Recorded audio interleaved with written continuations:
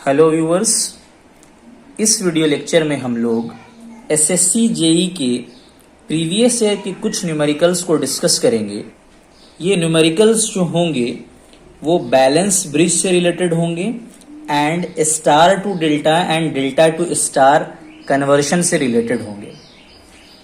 Video को end तक देखिएगा, वीडियो बहुत इंफॉर्मेटिव रहने वाली है। सबसे पहला क्वेश्चन जो एसएससी जेई में पूछा गया था, हम लोगों को बोला जा रहा है कि XY टर्मिनल के क्रॉस आपको इक्विवेलेंट रेजिस्टेंस कैलकुलेट करना है। इक्विवेलेंट रेजिस्टेंस कैलकुलेट करने में सबसे इंपॉर्टेंट ये होता है कि किन दो टर्मिनल्स के बीच में आपको रेजिस्टेंस इक्वल कैलकुलेट करना है। तो चूंकि इस क्वेश्चन में X और Y टर्मिनल के बीच में कैलकुलेट करने के लिए बोला जा रहा है, मतलब अगर हम मल्टीमीटर से इसको मेजर करना चाहें तो मल्टीमीटर का एक टर्मिनल X में कनेक्ट करना है और दूसरा टर्मिनल Y में कनेक्ट करना है। और मल्टीमीटर के अंदर में एक बैटरी होती है, यानी आप X टर्मिनल में सप्लाई दे रहे हैं और Y टर्मिनल में सप्लाई दे रहे हैं। X और Y टर्मिनल सप्लाई टर्मिनल्स हो जाएगा। तो इस तरह से इस टाइप के प्रॉब्लम को हम लोग ब्रिज प्रॉब्लम बोलते हैं। तो कभी भी अगर ब्रिज प्रॉब्लम दिया रहे तो सबसे पहले आपको ये चेक करना है कि क्या गिवन ब्रिज बैलेंस्ड है या नहीं है। बैलेंस्ड है या नहीं है कैसे पता लगेगा? तो सबसे पहले जो ये मिडिल ब्रांच है इसको हम लोग ओपन कर देंगे। मिडिल ब्रांच को ओपन करने के बाद सर्किट कुछ इस तरह से रीड्रॉ होगा। इस पॉइंट को हम A कंसिडर कर ले रहे हैं और इस पॉइंट को हम B कंसिडर कर ले रहे हैं। इसके बाद हम लोग क्या करेंगे, ऊपर का जो दोनों रेसिस्टर है उन दोनों के रेशियो को और ये जो नीचे में दोनों रेसिस्टर है उन दोनों के रेशियो को हम लोग कैलकुलेट करेंगे। तो यहां पे आप देख सकते हैं कि 5 divided by 15 is equal to 10 divided by 30, यानी दोनों का जो रेशियो है वो इक्वल आ जा रहा है। ऐसे केस में क्या होता है, मिडिल वाली ब्रांच से कोई भी करंट फ्लो नहीं करती है, यानी हम लोगों ने तो सिर्फ एज्यूम किया था इसको रिमूव करने का। एक्चुअली में 20 ओम रेसिस्टर जो है वो वहां पर नहीं रहेगा। क्यों नहीं रहेगा? पॉइंट A का पोटेंशियल और पॉइंट B का पोटेंशियल इक्वल हो जाएगा और मिडिल ब्रांच जो कि 20 ओम की थी उसके थ्रू कोई भी करंट फ्लो नहीं करेगी। तो हम ये मान सकते हैं कि 20 ओम वाला जो ब्रांच है उसको हम लोग ओपन कर सकते हैं। अब जब 20 ओम वाला ब्रांच ओपन हो गया तो हम आसानी से इक्विवेलेंट रेजिस्टेंस कैलकुलेट कर सकते हैं। 5 और 15 आपस में सीरीज में हो जाएगा इन पैरेलल विथ 10 एंड 30 का सीरीज कॉम्बिनेशन। 20 और 40 के पैरेलल कॉम्बिनेशन को जब हम कैलकुलेट करेंगे तो 20 इंटू 40 डिवाइडेड बाई 60 हो जाएगा। जब हम सॉल्व करेंगे तो आर इक्विवेलेंट की वैल्यू 40/3 ओम हो जाएगी। इस तरह के क्वेश्चन को बनाने के लिए सबसे पहले आपको क्या करना है, सबसे पहले आपको देखना है कि क्या बैलेंस्ड ब्रिज का प्रॉब्लम है या नहीं है, यानी R1 और R2 का रेशियो R3 और R4 के रेशियो के बराबर है या नहीं है। अगर ऐसा है तो बीच वाले ब्रांच से कोई करंट फ्लो नहीं करेगी, आप उसको ओपन कर सकते हैं। जैसे ही वो ब्रांच ओपन होगा ये दोनों रेसिस्टर आपस में सीरीज में हो जाएगा, ये दोनों रेसिस्टर आपस में सीरीज में हो जाएगा और दोनों का कॉम्बिनेशन आपस में पैरेलल में हो जाएगा।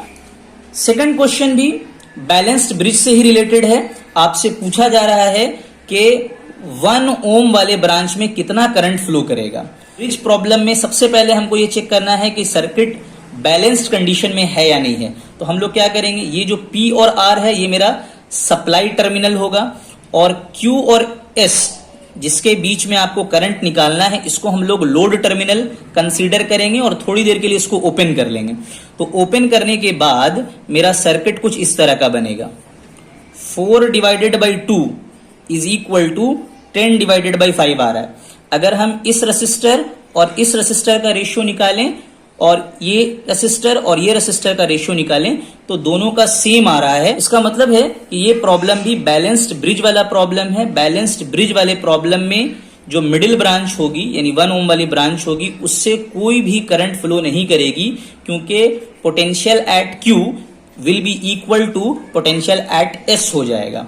इसलिए हम लोग ये कह सकते हैं कि 1 ओम वाले ब्रांच में कोई भी करंट फ्लो नहीं करेगी, यानी इस क्वेश्चन का आंसर 0 एम्पेयर हो जाएगा। तो कभी भी ब्रिज प्रॉब्लम में हम लोगों को पहले ट्राई करना है कि क्या ये बैलेंस्ड ब्रिज वाला प्रॉब्लम है या नहीं है। थर्ड क्वेश्चन में हम लोगों से पूछा जा रहा है कि बैलेंस्ड ब्रिज होने के लिए x का क्या वैल्यू होना चाहिए इन ओम। तो देखिए बैलेंस्ड ब्रिज जब होगा तो B और D दोनों सेम पोटेंशियल पे हो जाएगा, इस ब्रांच में कोई भी करंट फ्लो नहीं करेगा। 100 ohm divided by 10 ohm should be equal to ये जो 100 इन पैरेलल विथ x है डिवाइडेड बाई 5, ये दोनों का वैल्यू बराबर होना चाहिए। बैलेंस ब्रिज होने के लिए क्या कंडीशन होना चाहिए, ये दोनों का रेशियो और ये दोनों का रेशियो सेम होना चाहिए। तो देखिए ये दोनों का रेशियो तो 100 डिवाइडेड बाई 10 है, यहां पर चूंकि एक रेसिस्टर तो है नहीं, 100 और x का पैरेलल कॉम्बिनेशन है, तो इस ब्रांच का इक्विवेलेंट रेसिस्टेंस कितना हो जाएगा 100 पैरेलल विथ x। इस ब्रांच का रेसिस्टेंस कितना हो जाएगा 5 ओम। इसको सॉल्व करने पर हमको कितना मिल रहा है 10, तो 100 पैरेलल x का वैल्यू कितना आना चाहिए 50 आना चाहिए। 100 पैरेलल x का वैल्यू 50 आना चाहिए, तभी 50 डिवाइडेड बाई 5 करेंगे तो मेरा रेशियो 10 आएगा। तो अब हमको इस चीज को इक्वेट करके लाना है, तो हम लिख सकते हैं 100 into X divided by 100 plus X is equal to 50। तो जब आप इस पूरे टर्म को सॉल्व करेंगे x के लिए तो x की वैल्यू 100 ओम आ जाएगी। एक असाइनमेंट का प्रॉब्लम दिया जा रहा है आप लोगों को बताना है कि 1 ओम वाले ब्रांच में कितना करंट फ्लो करेगा। कमेंट बॉक्स में आप लोगों को आंसर इसका बताना है। अब तक हम लोग वीडियो में जितने भी न्यूमेरिकल को डिस्कस किए हैं उन तमाम में बैलेंस्ड ब्रिज वाला कंडीशन था, लेकिन अगर इसी बैलेंस्ड ब्रिज वाले कंडीशन को अनबैलेंस्ड ब्रिज वाले कंडीशन में कन्वर्ट कर दिया जाए, फॉर एग्जांपल यहाँ 515 था, यहाँ भी 515 ही रखे हैं, यहाँ 10 और 30 की जगह में यहाँ 40 कर दिया गया, मतलब अब बैलेंस्ड ब्रिज कंडीशन नहीं है, क्योंकि 5 डिवाइडेड बाई 15 करेंगे तो 1/3 आएगा, लेकिन 10 डिवाइडेड बाई 40 करेंगे तो 1/4 आ जाएगा। तो ये जो प्रॉब्लम है वो बैलेंस्ड ब्रिज का प्रॉब्लम नहीं है, और हमको बोला जा रहा है कि XY टर्मिनल के बीच में आपको इक्विवेलेंट रेसिस्टेंस निकालना है। तो अगर प्रॉब्लम बैलेंस्ड ब्रिज वाला ना हो, ब्रिज प्रॉब्लम है बट बैलेंस्ड ब्रिज वाला प्रॉब्लम नहीं है, तो हम लोगों को स्टार टू डेल्टा या फिर डेल्टा टू स्टार कन्वर्शन से वो न्यूमेरिकल बनता है।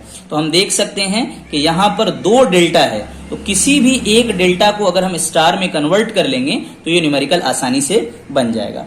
तो इससे पहले कि इस न्यूमेरिकल को हम लोग सॉल्व करें, पहले हम लोग star to delta and delta to star conversion को डिस्कस करेंगे। तो सबसे पहले समझते हैं कि स्टार कनेक्शन और डेल्टा कनेक्शन होता क्या है। तो जनरली 3 फेज मशीन्स में वाइंडिंग्स को आइदर स्टार में कनेक्ट किया जाता है या फिर डेल्टा में कनेक्ट किया जाता है। हम लोग जानते हैं कि किसी भी कंपोनेंट का 2 टर्मिनल होता है, एक को हम लोग स्टार्टिंग टर्मिनल बोल सकते हैं और एक को हम लोग फिनिशिंग टर्मिनल बोल सकते हैं। सपोज 1 और 1' कह रहे हैं हम लोग, तो अगर अनइक्वल टर्मिनल्स को कनेक्ट किया जाए इस तरह से कि एक लूप बनता हो, तो उस कनेक्शन को हम लोग डेल्टा कनेक्शन कहते हैं। For example 1 1', 2 2', 3 3'। तो देखिए हर जगह पर क्या हो रहा है, एक फिनिशिंग एंड है, एक स्टार्टिंग एंड है, एक स्टार्टिंग एंड है, एक फिनिशिंग एंड है, एक फिनिशिंग एंड है, एक स्टार्टिंग एंड है। तो इस तरह के कनेक्शन को हम लोग डेल्टा कनेक्शन कहते हैं। इसमें एक लूप फॉर्म होता है, न्यूट्रल का प्रोविजन इसमें नहीं होता है। जबकि वाई कनेक्शन में क्या करते हैं हम लोग कि सिमिलर एंड्स को एक जगह पर कनेक्ट करते हैं, जिससे एक कॉमन पॉइंट न्यूट्रल हमको मिलता है। For example 1 1', 2 2', 3 3'। तो सारा ही फिनिशिंग एंड एक पॉइंट पे कनेक्ट हुआ और उस पॉइंट का नाम हम लोगों ने न्यूट्रल रखा। इस तरह के कनेक्शन को हम लोग स्टार कनेक्शन या वाई कनेक्शन या इन्वर्टेड वाई कनेक्शन कहा जाता है। ठीक है, तो ये दोनों ही जो है स्टार कनेक्शन का फॉर्म। तो अब सबसे पहले हम लोग देखेंगे कि डेल्टा टू स्टार में किस तरह से कन्वर्शन किया जा सकता है, क्या फॉर्मूलाज होते हैं उसके लिए।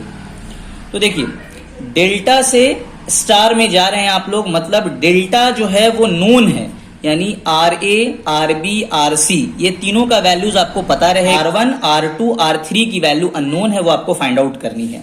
तो सबसे पहले हम लोग क्या करेंगे, हम लोग R1 के लिए लिखना चाहते हैं, तो डेल्टा से स्टार में जाने में D4 डिनोमिनेटर कॉमन रहेगा। तो यहां पर देखिए हम लोग क्या करेंगे, तीनों जो डेल्टा का रेसिस्टर है उसको हम लोग ऐड कर देंगे, यानी यहां लिखेंगे RA plus RB plus RC। Similarly R2 के लिए भी हम लोग डिनोमिनेटर में तीनों रेसिस्टर का एडिशन करेंगे। R3 के लिए भी RA plus RB plus RC लिखेंगे। R1 जो है वो RA और RC के बीच में है, तो यहां पर लिखेंगे RA इंटू RC। उसी तरह से R2 किसके किसके बीच में आ रहा है, देखिए ये R2 है, ये RA और RB के बीच में है, तो यहां लिखेंगे RA इंटू RB। उसी तरह से R3 किसके किसके बीच में आ रहा है, तो RB और RC के बीच में आ रहा है, तो यहां लिखेंगे RB इंटू RC। तो ये फॉर्मूला अगर आपको याद रहेगा तो आप डेल्टा से उसके इक्विवेलेंट स्टार में जा सकते हैं। अच्छा, यहां पर एक बहुत इंपॉर्टेंट नोट रखने वाली बात यह है कि कभी कभी आपसे पूछा जाता है कि बताइए कि अगर डेल्टा का सारा रेसिस्टर इक्वल है और आर वैल्यू का है तो स्टार कनेक्ट करने पर इक्विवेलेंट रेसिस्टेंस की वैल्यू क्या होगी, यानी RA, RB, RC तीनों ही R है, तो आपको क्या निकालना है कि स्टार में क्या मिलेगा। तो देखिए ऊपर में दोनों को इक्वल कर देंगे तो R इंटू R हो जाएगा, और नीचे में तीनों को ऐड करेंगे तो 3R हो जाएगा। जब हम सॉल्व करेंगे तो RY यानी स्टार की जो वैल्यू होगी वो डेल्टा के वैल्यू का डिवाइडेड बाई 3 हो जाएगी। यानी अगर डेल्टा का सारा 6 ओम का है तो स्टार में वो 2 ओम, 2 ओम और 2 ओम का हो जाएगा। तो इस तरह का क्वेश्चन कई बार एग्जाम्स में पूछा गया है।